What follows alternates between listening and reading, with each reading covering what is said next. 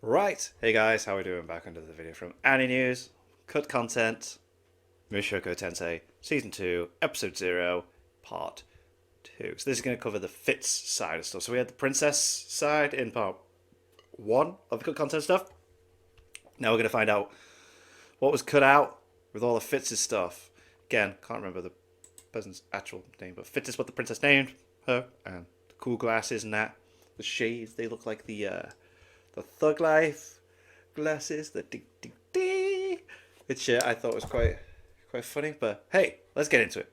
Last episode was all about the princess and the events leading up to her own personal turning point, so this time we'll focus on SYLPHIE and her newfound identity as Fitz. That's the one. The second part to the cut content for the prologue of Mushoku Tensei's second season.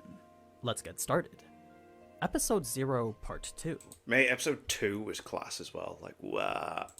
Guardian Fitz. Covering the extra chapter from Volume 4 of the light novel. Oh, right, okay. A key difference that simply wasn't able to be adapted from the novels was the entire mystery surrounding the character of Fitz. You see, unlike how we can clearly see it's SYLPHIE in the anime, the novels never once made it explicitly clear that Fitz was her. Oh, wow. And there's no visual thing showing that. And there's nothing on the covers. Wow, so that must have been a huge reveal to find out later. Ah, what? Sure, there were plenty of hints that implied that it was likely her, but with Fitz constantly being referred to as he/him, and the only tell being her skilled teacher in silent casting, you were never really certain Fitz was her until later on in the story. Wow. So, since that mystery is no longer there, I'll simply refer to Fitz as SYLPHIE now. Okay. Starting with when she was falling, I'm sure the number one question you have Why did is the hair why change? her hair Yeah, turned yeah, yeah. white. Well, similar to how it is in Fate, it was the result of using up all her mana. Oh, okay. Love the explanation. Cool. By succumbing to the fear of the imminent death in front of her, SYLPHIE unleashed all her mana in a flurry of spells to try and break her fall. Well, yeah, you're She falling a remembered hell of a how long Rudy way. mentioned how flying was impossible, but in the attempts where he did try to make it happen, he always put something soft on the ground to fall on. Makes sense. So, taking that lesson into consideration, SYLPHIE would try every element in hopes of wrapping herself up in something soft. Right. Unfortunately for her though, the water wouldn't stick, the wind couldn't provide nearly as much resistance, her earth magic she didn't even know how to control, and the fire would just immediately dissipate. It was a nightmare SYLPHIE would constantly relive even after surviving by just barely slowing herself down Boom, enough. that was so sick. Contrary to what we were shown, however, SYLPHIE didn't really come out unscathed from it. You see, in addition to her hair turning white from the exhaustive use of mana beyond her limits, she had also broken both her legs in the landing. It wasn't quite the graceful tumble we saw in the anime. Damn, I wonder why they... Now, where this chapter begins in the novels is right Maybe it was just easier to animate with her just landing instead of having her legs break in that as well. after SYLPHIE awakens from that exact nightmare.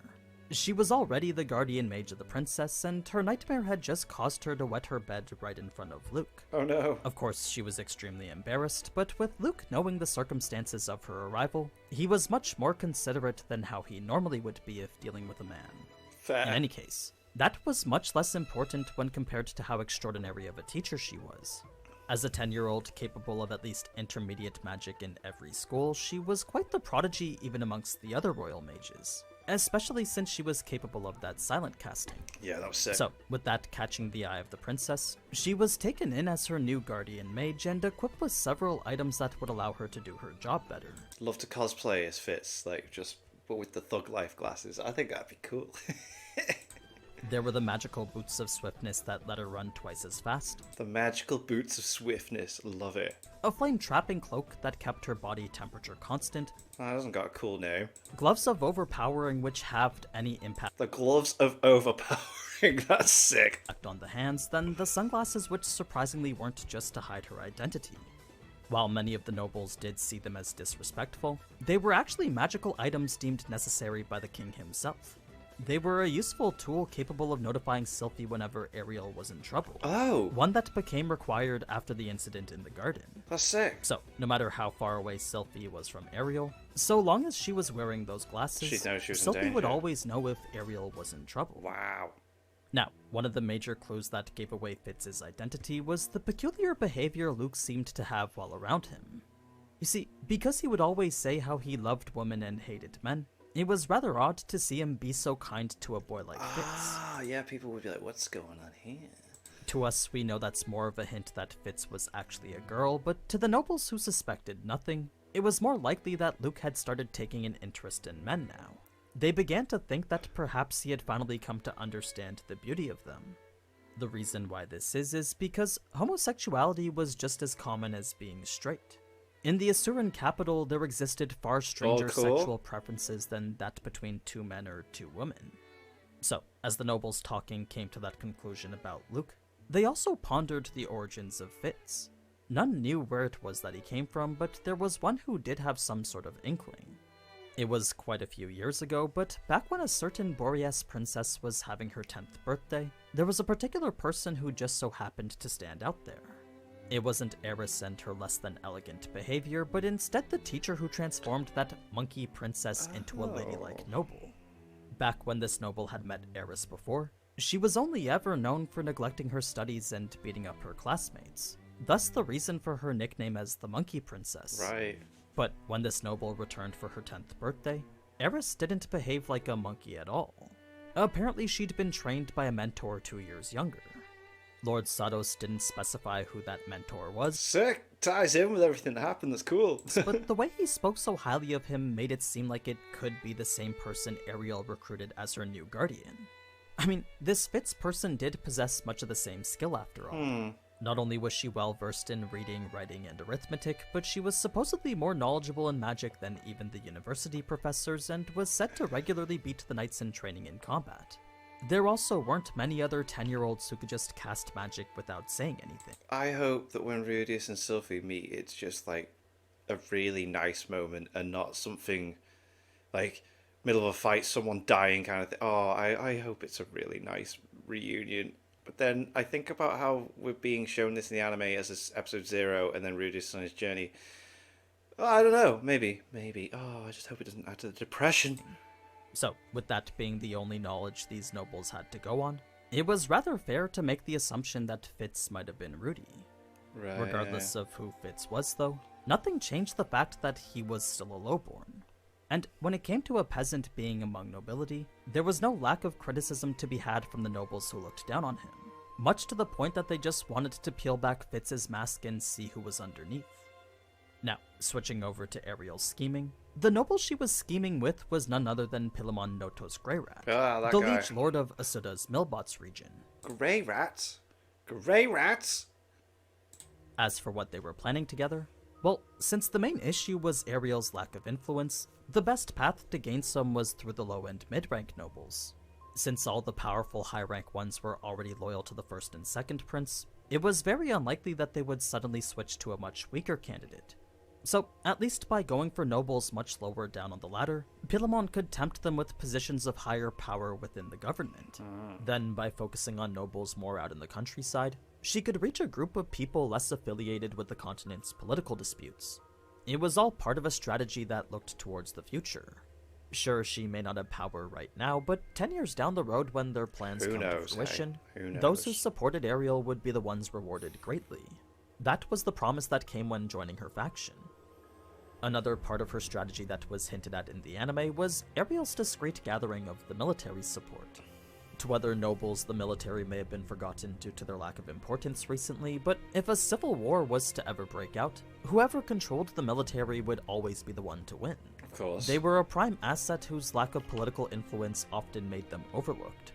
So, while Ariel publicly displayed herself as this terrified princess frightened by the disputes of the political ladder, in secret she was gathering allies and preparing to enter the fray herself. She really does remind me, I know she's not like that at all, but like this stuff really reminds me of the girl in Overlord, and I like he was showing clips from Overlord. You know, the one that like tricked everyone and ended up wanting to become like an immortal demon with what's his name?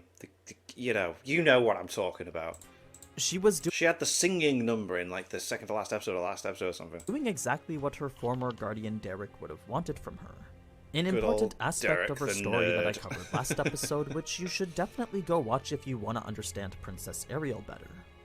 Now, after SYLPHIE inquired into the status of her lost friends and family, it was here that Ariel would give us an update on the Boreas family. With the incident having removed both their land and all their people with it, any power the Boreas had before was open for the taking by those who opposed them. It took all they had for any of the Boreas remaining to just try and keep their positions of power. So, with that being their primary concern, there was very little being put towards looking for the missing residents. At least that was until the Boreas were taken under the protection of Darius, a high-ranking minister who supported the first prince.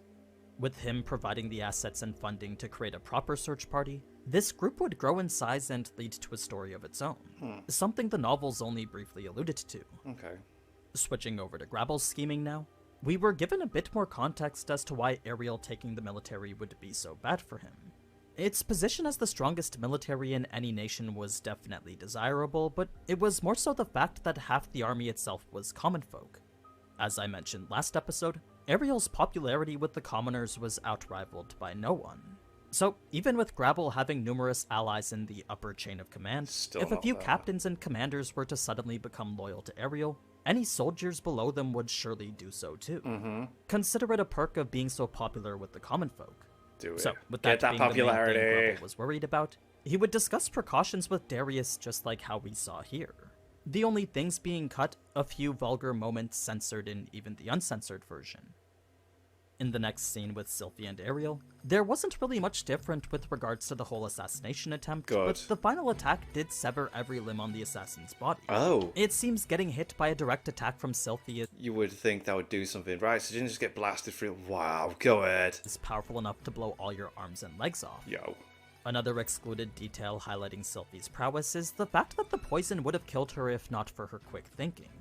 You see, even as she was in the process of blacking out, SYLPHIE had still managed to cast detoxification magic on herself. Oh. If this was any other mage incapable of silent casting, then without a doubt they would have died right there instantly.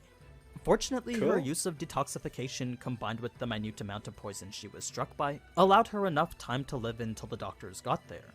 So, after having defeated a famed assassin who was active That's some intimidating look there, Jesus. for over a decade, SYLPHIE's impressions with the nobles improved greatly. She was finally worthy of the position she was given, and her ability to dispatch enemies without saying a word had donned her the nickname Silent Fitz. Right. Many more assassins would attempt to come for Ariel after this, but each and every one would be eliminated by SYLPHIE. No matter how many she slayed though, more and more would just keep coming. And whenever the Knights Guild would be sent to investigate, that's why they just decide to leave, right, okay. They would always be pressured to leave the cases unsolved. Someone clearly didn't want anyone else looking into this. So, with each and every assassination attempt adding to the mental burden on Ariel, the only option to alleviate it was to flee, resulting in her departure for the Magic Academy at the end of the episode and bringing us to the end of this cut content. So, that's the prologue for this season's Mushoku Tensei. Next we'll cover episode 1, but if you want to know the cut content a little bit earlier, then you can see it live on stream every Sunday. Just feel free to follow me on Twitch here. But anyway, as always, thank you so much for watching, and if you enjoyed this type of anime content, then you already know what to do. So, until next time. Ciao! Cool, man. That was cool. I love seeing all this cut stuff, and then it helps make sense with stuff in the stories as things go on sometimes as well. So, I'm loving the second season of Mushoku Tensei. It's great. Episode 0 was so interesting, and then now, yeah, episode 1 reduces depression and getting back to things. Oh, knock the mic. And then episode 2, where, mate, I'm not going to say it because, we'll talk about it as we watch the cut content videos related to those said episodes. But yes, season 2 is sick. Make sure you check out my Etsy shop. Link in the description there for t-shirts and hoodies that I've designed. And thank you to my patrons. If you want to have your name at the end of every video I upload, link in the description of the Patreon page. $1 a month as well as support channels. Greatly appreciate it. Thank you for that. Thank you all for watching. What do you guys think of that? What do you guys think of this? Click like, subscribe if you have not already. Leave comments down below. Let me know what I should watch and discuss in future videos. As it goes, guys. Next day. Bye.